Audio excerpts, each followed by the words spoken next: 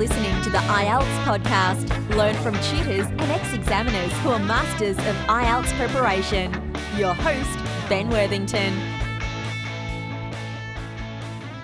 What are the 10 types of questions on the IELTS reading test?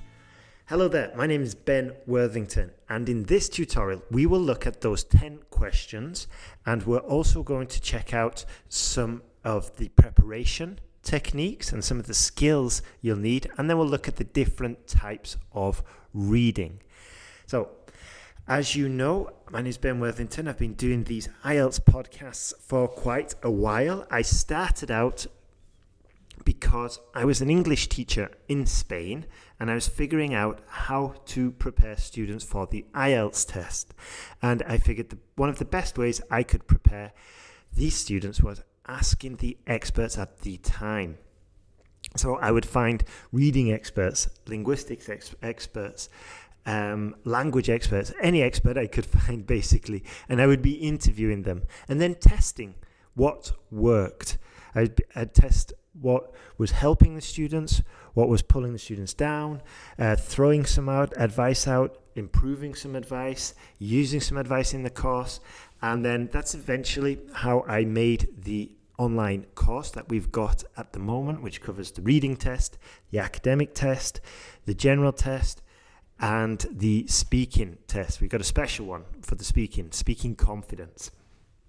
And all of that advice just came from preparing students and asking experts, because when I started out, I was really confused. I didn't know what the IELTS was, and I really didn't know what the students needed.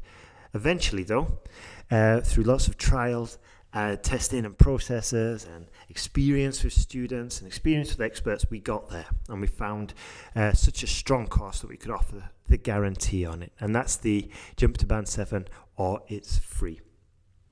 Right, let's jump into the 10 types of questions.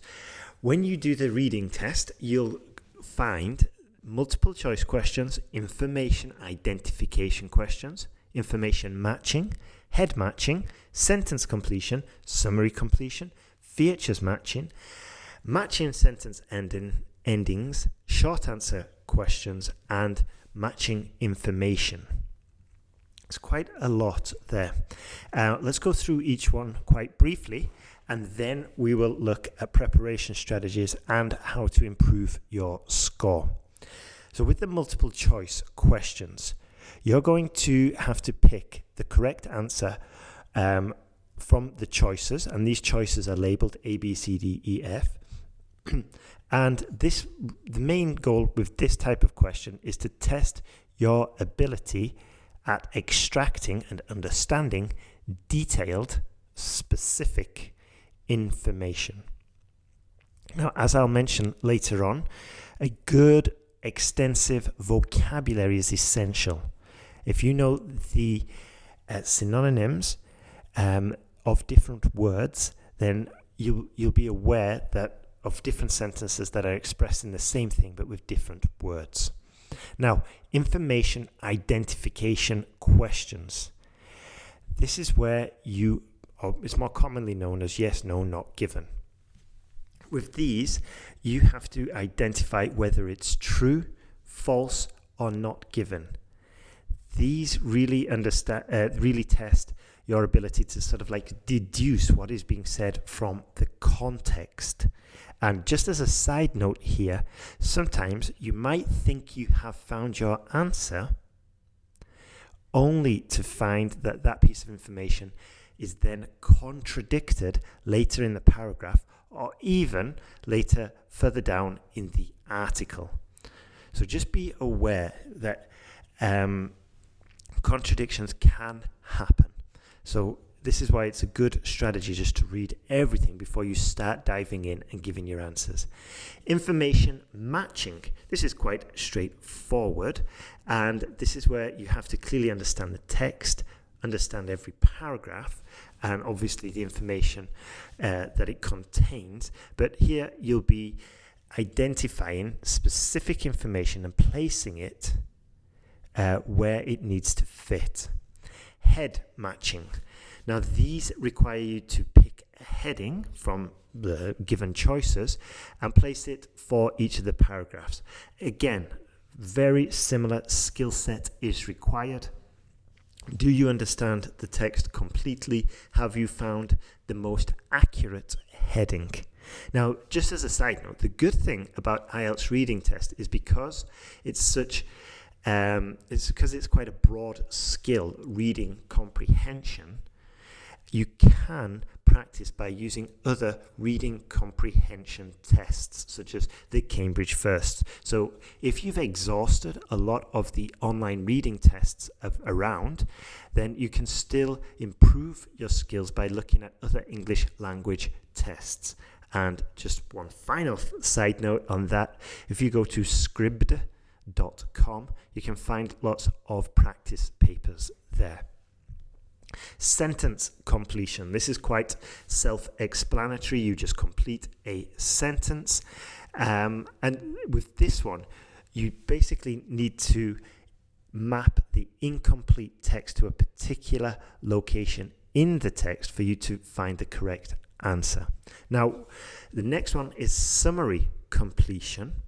And with this, a summary part of the text is given to you, and then you have to complete it by picking words from the text with a given maximum number of words to complete it. So I think this would be best illustrated with an example. Unfortunately, I don't have one here at the moment, but we will go into this in more detail in another podcast coming up soon. Features matching. Now, these are the types of questions where you have to find, again, specific information about specific features and then match it. Okay? So you could find, for example, different people who discovered different things at different times. Now you are required to match who discovered what at what time. So this can be, I think a while back actually, we did a tutorial all about this, and we jumped right into it. And Daphne and I, we were just looking at it, we're just glancing, and it does take a high degree of concentration, which is a skill Vinod mentioned in an earlier podcast about, and he developed his concentration skills by increasing his meditation, doing breathing exercises and yoga. So this will be one of the skill sets that's probably you wouldn't think would be required, but after doing a few practice tests, you'll quickly find that it is necessary. 8th type, matching sentence endings. This is quite simple. You get part of a sentence from the line of text, and then what you need to do is locate where it's taken from and then complete the sentence. And there you have it, and it's quite straightforward. A good, sound knowledge of grammar can almost sometimes shortcut your way here. For example, I don't know, if you've got the subject and the verb in the first part of the sentence, if you've got the subject in the first part of the sentence, subject and verb in the first part, then obviously you'll be looking for the object later on for the second part. Short answer questions. Now these ones you do have to be quite careful about, and this is more about like finding information such as facts and dates and numbers. So here you will need to check the number of words because you're limited.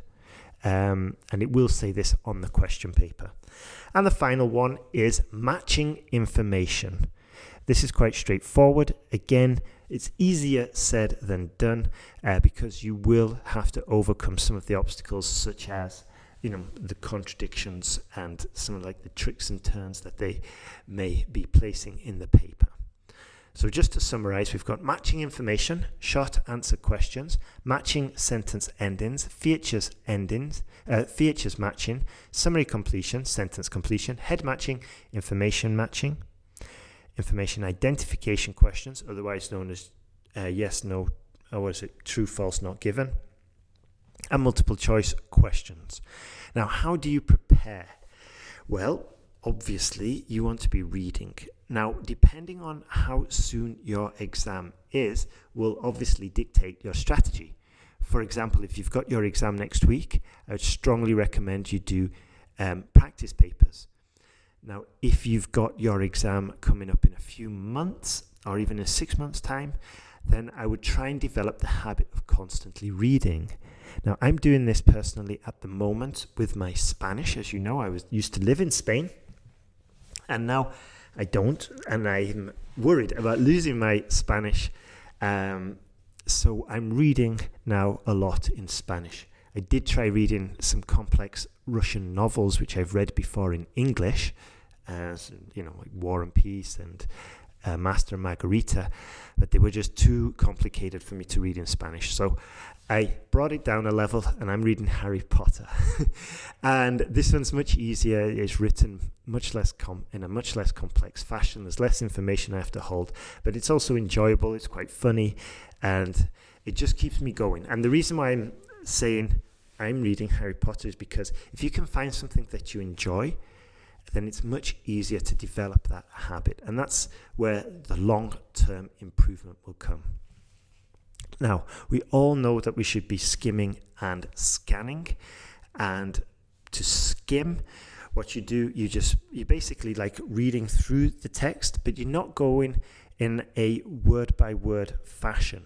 What I'd strongly recommend here is sort of like reading groups of words at the same time. So like picking up 3 words and then moving on to the next 3 words. Okay? Be careful though when you are practicing this skill, because it's easy to speed read, as I just mentioned there. It's easy to do the speed reading technique and not retain any of the information. So just be very careful here. You want to be skimming through, again, 3 words at a time, bouncing in those 3-word clumps or clusters to the next 3 words, to the next 3 words, to the next 3 words. And if you might want to practice this skill in your own language and then try and transfer it to English. Now, scanning is when you're going even faster, but you're keeping your eyes open for a specific word or phrase. You have to be careful here because you also want to be looking out for the synonyms or the meaning.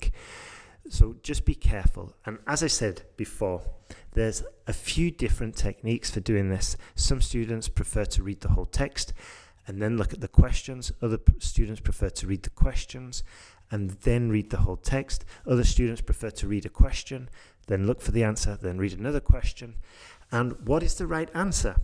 Well, you need to practice. You need to practice and find out which one works best for you. Another technique is to look for the keywords, quite similar to scanning, but be careful here. Be careful because you can trip yourself up, because if you're just looking for those specific keywords, you may lose some of the information around those keywords. You might learn that keyword was part of a contradiction. So just be careful here. Now, time management again comes down to the strategies that I mentioned before. Reading the questions first, then doing the text. And you need to find out which strategy not only brings you the most points, but also which one you can do in 60 minutes. Now, another preparation tip here is first, just to maybe give yourself an hour and a half to do a reading test and get comfortable with a strategy, get comfortable with the format, and then slowly start bringing it down to 60 minutes. I used to work with one tutor who would only give the students 45 minutes to do these reading tests, and his logic was, well, if they can do them in 45 minutes, then 60 minutes is going to be luxury. And I wasn't too keen on that strategy. But again, you might want to test it. It could be useful for you. So while you're doing your reading tests, don't just blindly attack them one after the other, going at it like it's some kind of production line job. You want to be consciously aware of which strategy is going to be working for you. Now, I'll just mention the speed reading technique again, because this is a different type of reading. When we're reading, for example, a newspaper article or we're just reading for the luxury of reading, we're probably going to go at a slower pace. We're going to go from word to word to word, taking in one word at a time. And, this way you're probably going to maximize your comprehension, but it is not really practical for the IELTS exam. Having said that, you do need to read the whole text here in the test paper. This is self-explanatory. Basically just to check check for the contradictions, just to check maybe the nuance of the sentences, or maybe the paragraphs, and just pick up all the information there. And how do you read the whole text? Well, you speed read through it. You do 3 words at a time, and you jump and you jump and you jump. Once you get better, maybe you can start extending this to 5 words or even to a whole line. I know that's possible. And there's a course on Udemy about speed reading. However, it does take a lot of practice to get up to the ability that's promised in the course. So just bear that in mind. I think personally the quickest, most effective way is just to start with 3 words at a time and do those comprehension tests. Also, I'd strongly recommend you do the IELTS on computer simulation test at IELTS.org, or just go to Google, put IELTS simulation or IELTS practice test, IELTS.org on computer, and there you can get used to the software that's used. And it's kind of funny because I know a lot of students can improve their score by doing IELTS writing on computer, but sometimes the listening or the reading is sacrificed. They can get higher scores doing the pen and paper version, and this is because they're more used to it, they're more used to the format, and especially with the listening, it's from my understanding, it's easier to coordinate the pen and paper, writing down answer, making notes, and listening than it is with the computer version where you're having to type. I guess it's probably because you've got more mobility over the exam paper. You can move it around and everything like that. And also with the listening and the reading, you're restricted with what's on the screen. So this is why it's very important to get used to doing these practice tests on computer.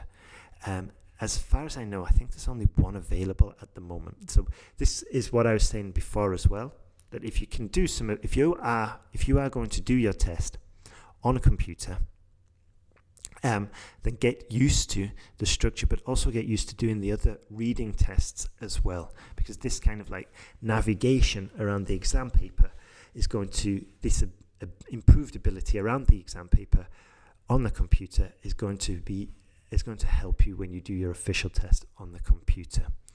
Now then, if you are stuck on a question, perhaps write it down, or write down the number, circle it if you're on the pen and paper, and then come back to it later. You don't want to get stuck. Okay, you can also get the total number of questions, divide it by 60, and this will help you as well, because then you've got a rough idea on approximately how much time you want to be allocating to each question. But be careful. As we know, the exam gets progressively more difficult. And this goes back to the strategies we were talking about before, that some students, they leave the last few questions because they're incredibly difficult, and these are for the Band 8 or Band 9 students.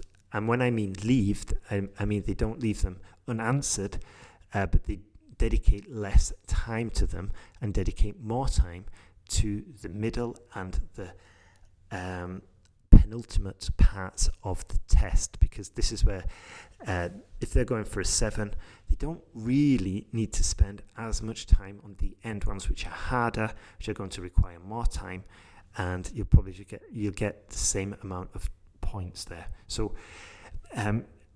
just remember what I said before.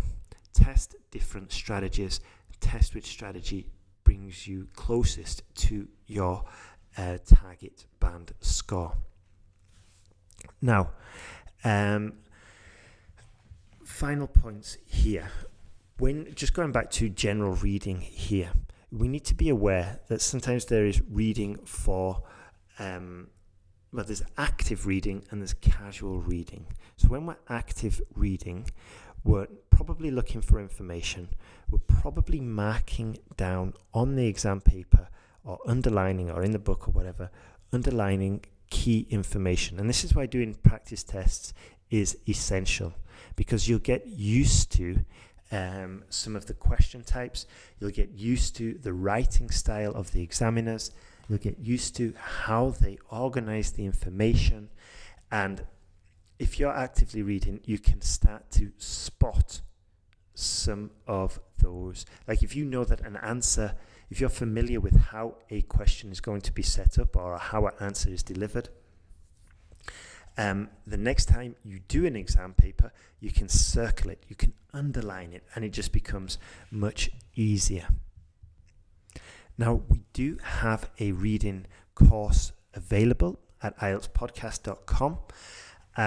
However, my main advice here is doing practice tests and just testing which strategy gives you the best, gives you the closest score to the one you need.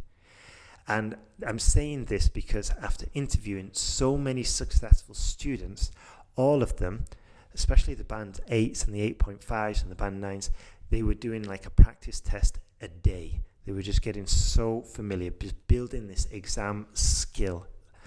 And so I honestly believe it's better doing practice tests than it is on figuring out how reading tips or figuring out different strategies for the exam. Just maybe do a little bit of research, but you want to be focusing most of your efforts on most of your effort and time in actually doing reading papers and improving your reading comprehension. So that's about it for me today. If you are still struggling with the IELTS, with the writing especially, or the speaking, then please get in contact. It's Ben at IELTS Podcast. And we've recently updated the sentence guide course. We've got more skills in there about developing study habits, which I think is so important at the moment, especially because there's so many students studying from home because of lockdown. So you need to get these skills on how to organize your time, how to make every minute count. And the course now covers all of those, because at first we just focused on, writing structures, how to get ideas, how to select information and the phrases you need for General Task 1 and all of this. But the new course comes with all these study skills and tools that will help you get the most out of your study session. That's it from me today. I hope you enjoyed this. If you've got any suggestions or if you're just struggling with IELTS, then get in contact.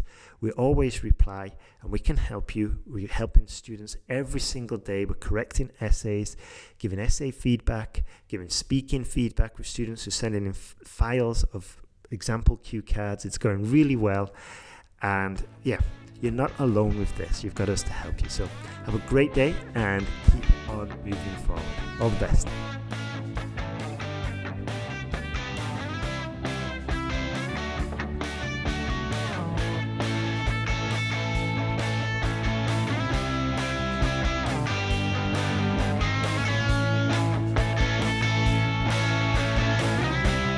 Thanks for listening to IELTSPodcast.com.